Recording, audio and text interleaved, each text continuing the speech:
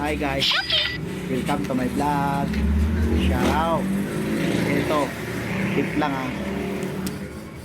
Isa ka ba sa nakararanas ng ganito? High blood pressure, hypertension, symptoms and causes. Parang iisa lang yan So ngayon, ito guys, ang mga dapat ninyong, ang mga hindi nyo dapat ginagawa. Iwasan yung kumain ng marami bago kayo matulog. What? At iwasan nyo rin kumain na pag kayo ay busog pa. Kasi sisikip yung daanan nyo, yung lalagyanan nyo ng dumi sa loob ng tiyan nyo. Siyempre, hindi nyo naman na ilalabas agad-agad yan. Kasi hindi pa yan natutunaw sa loob ng tiyan nyo.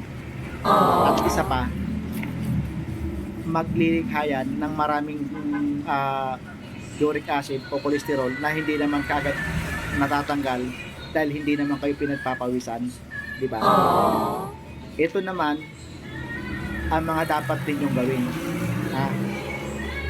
Iwasan nyo rin ang magchismis ng magchismis at iwasan nyo na pag-usapan ang mga bagay o yung buhay ng may buhay dahil nakasisira yan ng relasyon.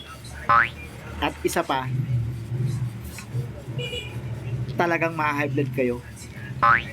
Yan ang mga bagay na dapat kong iwasan. Ito naman guys, ang mga dapat nyong gawin. Kumain kayo ng maraming prutas at kumain kayo ng maraming gulay. Yung mga kulay green, diba? At mag-ehersisyo kayo araw-araw. Magbalat kayo ng buto. Huwag ninyong pag-usapan ang mga buhay. Magbanat kayo ng buto araw-araw.